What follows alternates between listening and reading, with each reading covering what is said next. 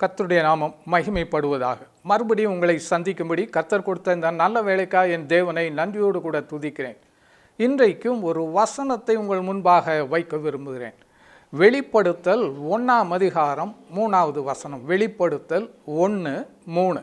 இந்த தீர்க்க தரிசன வசனங்களை வாசிக்கிறவனும் கேட்கிறவர்களும் இதில் எழுதியிருக்கிறவைகளை கை கொள்ளுகிறவரும் பாக்கியவான்கள், காலம் சமீபமாய் இருக்கிறது. இந்த தீர்க்க தரிசன வசனங்களை வாசிக்கிறவனும் கேட்கிறவர்களும் இதில் எழுதியிருக்கிறவர்களை கை கொள்ளுகிறவர்களும் பாக்கியவான்கள், காலம் சமீபமாய் இருக்க. இந்த வசனத்தை 3 பகுதியாக பிரிக்கலாம். வாசிக்கிறவர்கள், கேட்கிறவர்கள், கை கொள்ளுகிறவர்கள். இன்றைக்கு வாசிக்கிறவர்களை குறித்து பார்ப்பது நல்லது என்று நினைக்கிறேன். பிரியமானவர்களே, வேத வசனங்கள் வாசித்தால் அதனால் நமக்கு என்ன நன்மை கிடைக்கும், என்ன ஆதாயம், என்ன லாபம் என்று ஒருவேளை நீங்கள் நினைக்கலாம். இன்றைக்கு எடுத்துக்கொள்ளுங்கள். படிக்கிற பிள்ளைகளுக்கும் படியாத பிள்ளைகளுக்கும் வித்தியாசம் இருக்கத்தானே செய்கிறது. கொஞ்சம் படித்தவர்களுக்கு அதற்கு தக்க வேலை, அதிகம் படித்தவர்களுக்கு அதுக்கு தக்க நல்ல உயர்ந்த வேலை கிடைக்கிறது. பிரியமானவர்களே, உலகத்தில் சாதாரண ஒரு காரியத்திற்கே அதுக்கு தக்க நம்முடைய நிலைமை உயருகிறது என்றால், வேத புத்தகத்தை, தேவனுடைய காரியங்களை, பரலோகத்தின் காரியங்களை வாசித்து பார்க்கும்போது, வாசிக்கும்போது வாசிக்கிறவனுக்கும் வாசியாதவனுக்கும் நிச்சயமாய் ஒரு வித்தியாசம் காணப்படும். வாசிக்கிறவர்கள் அநேக காரியங்களை அறிந்து கொள்ளுவார்கள், அதன்படி நடப்பார்கள். அதனால் வரக்கூடிய ஆசீர்வாதம் நிச்சயமாய் அவர்களுக்கு மாத்திரமல்ல, அவருடைய சந்ததியாய் கிடைக்கக்கூடியதாய் இருக்கிறது. பிள்ளைகளுக்கு சொல்லி கொடுப்பார்கள், பேர பிள்ளைகளுக்கு சொல்லி கொடுப்பார்கள். ஆசீர்வாதம் பெற்றுக்கொள்ள இதுதான் வழி, இந்த வேத புத்தகம் என்னை உயர்த்தியது என்று சொல்லுவார்கள். பிரியமானவர்களே, வேதத்தின் அருமையை அறியாததினால் அதை அந்நிய காரியமாக நாம் நினைக்கிறோம். இது நமக்கு உள்ளதல்ல, இதை வாசித்து என்ன நமக்கு கிடைக்க போகிறது, என்ன ஆதாயம் என்று ஏமாந்து போகக்கூடியவர்களாயிருக்கிறோம். பிரியமானவர்களே, வேத புத்தகத்திலே அப்போஸ்தலர் என்கிற அதிகாரத்தில் 8ஆம் அதிகாரத்தில் ஒரு மனிதனை குறித்து எழுதப்பட்டிருக்கிறது. அவன் என்ன செய்தான்? எருசலேம் தேவாலயத்திற்கு வந்து தொழுது கொள்ள வந்தான். தொழுது கொண்டு திரும்பி போனான். போகும்போது, இன்றைக்கு எடுத்துக்கொள்ளுங்கள், இன்றைக்கு புனித யாத்திரை போகிறோம், எருசலேம் போகிறோம் என்று சொல்லுகிறவர்களெல்லாம் போய்விட்டு திரும்ப வரும்போது என்ன செய்கிறார்கள்? அங்குள்ள ஒலிவ மர விதைகள், ஒலிவ எண்ணெய், ஒலிவ மரத்தினால் செய்யப்பட்ட சிலுவை, வேத வசனங்கள், யோர்தான் நதியின் தண்ணீர், இதையெல்லாம் ஞாபகமாக வாங்கி கொண்டு வருகிறார்கள், மற்றவர்களுக்கும் கொடுக்கிறார்கள். இதை போல் இந்த எத்தியோப்பிய நிதி மந்திரி என்ன பண்ணினார்? எருசலேம் போனார், தேவனை தொழுது கொண்டார். திரும்பி வருகிற போது ஒரு வேத புத்தகத்தை வாங்கினார். வாங்கினவர் இருக்கட்டும் என்று வைக்கவில்லை, ரதத்தில் உட்கார்ந்தவாறே வழி நெடுகிலும் அதை வாசிக்க ஆரம்பித்தார். இதை வானத்தில் இருந்து ஆண்டவரும் பார்த்தார். இவர் வாசிக்கிறதை பார்த்தபோது பிலிப்பு என்கிற ஒரு சீஷனுக்கு ஆண்டவர் கட்டளையிட்டார், வனாந்தர மார்க்கமாய் போ என்று சொல்லி. அவன் வனாந்தர பாதையிலே அவன் போனான். எதற்கு என்று திரும்பி கேள்வி கேட்கவே இல்லை. போகிற போது திடீரென ஒரு ரதம் வந்தது. ஆண்டவர் சொன்னார், ஓடி போய் அந்த ரதத்தோடு சேர்ந்து கொள் என்று சொல்லி ரதத்தின் பின்னாலே ஓடினான். அவர் பார்த்தார், மந்திரி பார்த்தார், ரதத்தை நிறுத்தினார். ஏறிக்கொள் என்றார். அவன் வாசலில் தொங்கியபடியே போய்கொண்டு இருந்தான். யோசித்து பாருங்கள், நீ வேதம் வாசிக்கிறாய், அது ஆண்டவருக்கு தெரியுமா? இந்த பார்த்தியா? இப்பொழுது இந்த நிதி மந்திரி வாசிக்கிறதை பார்த்தார், ஒரு மனிதனை அனுப்பினார். அவன் வாசித்து கொண்டு போகிறான். ஏசாயா தீர்க்கதரிசியின் புத்தகம் 53ஆம் அதிகாரம். ஆட்டை போல அடிக்கப்படுவதற்கு கொண்டு போகப்பட்டார், அவர் தமது வாயை திறவாது இருந்தார் என்று சொல்லி. இப்பொழுது இந்த பிலிப்பு என்கிற சீஷன் கேட்கிறான், நீர் வாசிக்கிறதின் அர்த்தம் உமக்கு புரிகிறதா? இது என்ன என்று உனக்கு தெரிகிறதா என்று கேட்கும்போது அவர் சொல்லி, யாராகிலும் ஒருவர் எனக்கு விளக்கி காண்பித்தால் எத்தனை நலமாயிருக்கும், தெரியவில்லையே, புரியவில்லையே என்றார். அப்பொழுது சொல்லுகிறேன் கேளும் என்று சொல்லி அவன் வாய்களை திறந்து இயேசு கிறிஸ்துவை குறித்து சொல்லப்படுகிறது, நம்முடைய பாவத்தை சுமந்து தீர்க்கும்படியாய் தேவ ஆட்டுக்குட்டியாய் அவர் வந்தார். அவர் தமது வாயை திறவாதிருந்தார். அடிக்கப்படும் ஆட்டை போல அவர் கொண்டு போகப்பட்டார் என்று சொல்லி அவர் விளக்கமாய் சொல்ல ஆரம்பித்தார். இப்பொழுது நிதி மந்திரி என்ன சொன்னார்? மேலே ஏறி வா, என் அருகில் உட்கார்ந்து கொள், விளக்கமாய் மற்றவைகளையும் எனக்கு சொல் என்று சொல்.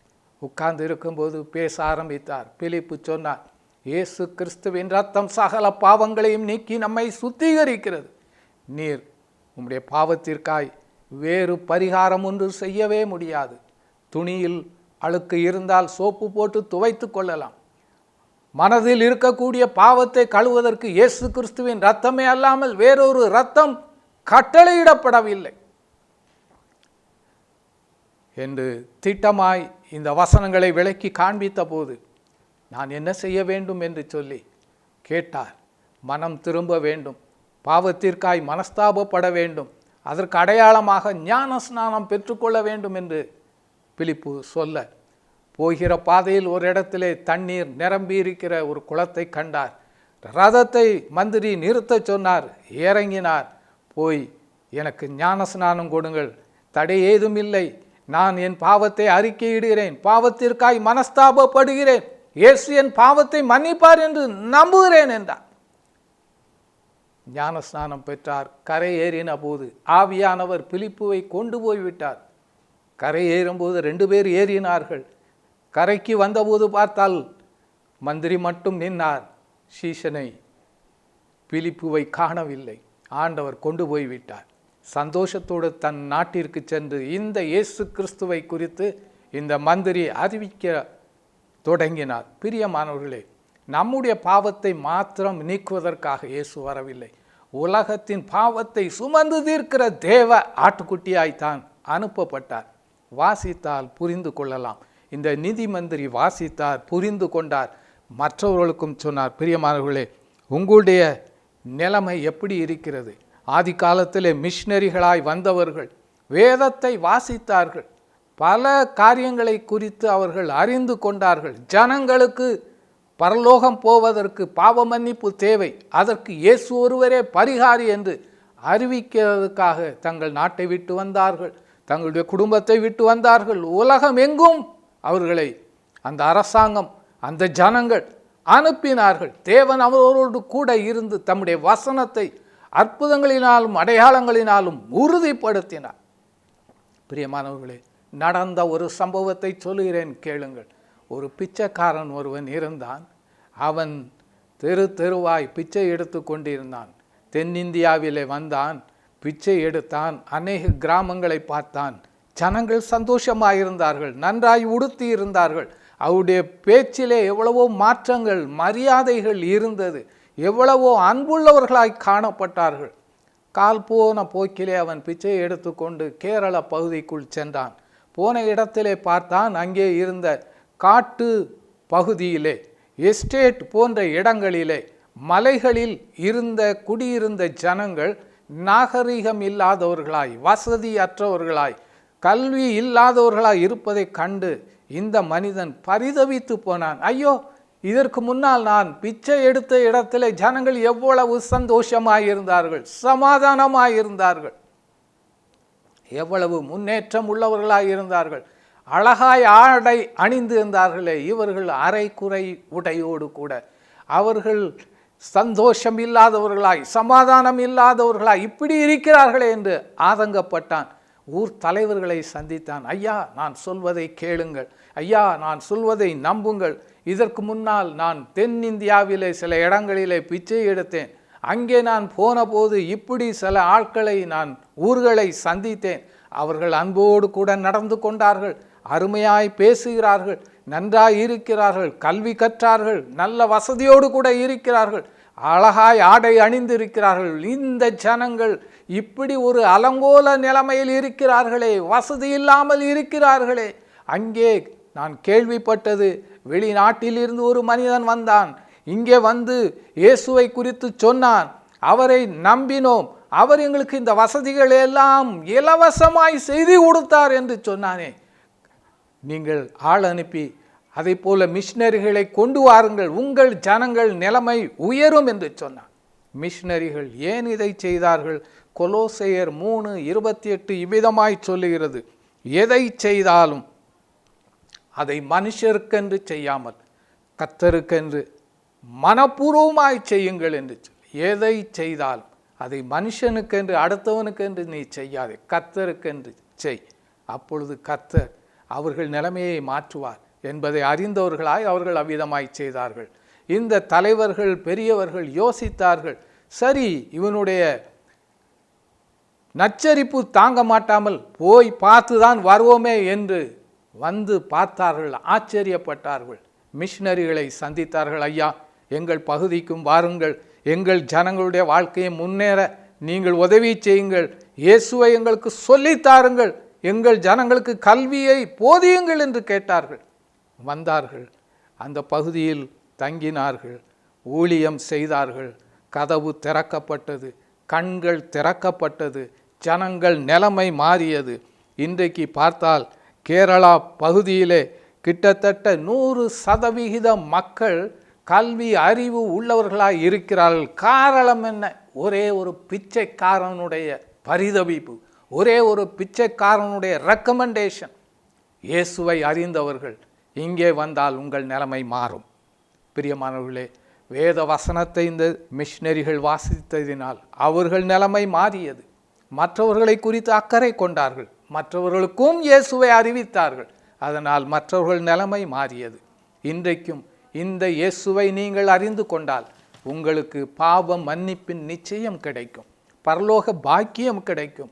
இயேசு கிறிஸ்துவை ஏற்றுக்கொள்ளுங்கள், அவரை உங்கள் சொந்த இரட்சகராக ஏற்றுக்கொள்ளுங்கள். இயேசுவே என் பாவத்தை மன்னியும் என்று கேளுங்கள், அவர் உங்கள் பாவத்தை மன்னிப்பார். அவர் யூதருக்கு மாத்திரம் தேவன் அல்ல, தம்மை தொழுது கொள்கிற யாவருக்கும் அவர் ஐஸ்வர்ய சம்பனராயிருக்கிறார். யாராயிருந்தாலும் சரி அவர்களுடைய ஜபத்தை கேட்பார், விண்ணப்பங்களை கேட்பார், பதில் செய்வார். இன்றைக்கு நீங்கள் உங்களை ஆராய்ந்து பாருங்கள். எவ்வளவோ விளம்பரங்களை கேட்கிறீர்கள், எவ்வளவோ காரியங்களை டிவியிலே பார்க்கிறீர்கள். வாங்கித்தான் பார்ப்போமே, உபயோகம் செய்துதான் பார்ப்போமே என்று நினைக்கிறீர்கள், சோதித்து பார்க்கிறீர்கள். நலமாயிருந்தால் அதை பயன்படுத்துகிறீர்கள். யோசித்து பாருங்கள், இயேசு நல்லவர், இயேசு பாவத்தை மன்னிக்கிறவர். இயேசுவை கிறிஸ்துவின் ரத்தம் சகல பாவங்களை நீக்கி நம்மை சுத்திகரிக்கிறது. இயேசுவை ஏற்றுக்கொள்ளுங்கள், வேத புத்தகத்தை வாங்கி வாசியுங்கள். உலகம் தரக்கூடாத சந்தோஷத்தையும் சமாதானத்தையும் அவர் உங்களுக்கு தருவார். அவரை நாம் நோக்கி பார்ப்போமா? அன்புள்ள இயேசுவே, இந்த நல்ல வேளைக்காய் நன்றியோடுமை துதிக்கிறோம். நீர் நேற்றும் இன்றும் என்றும் மாறாதவர், ஜனங்களை மெய்யாகவே நீர் சிநேகிக்கிறீர்.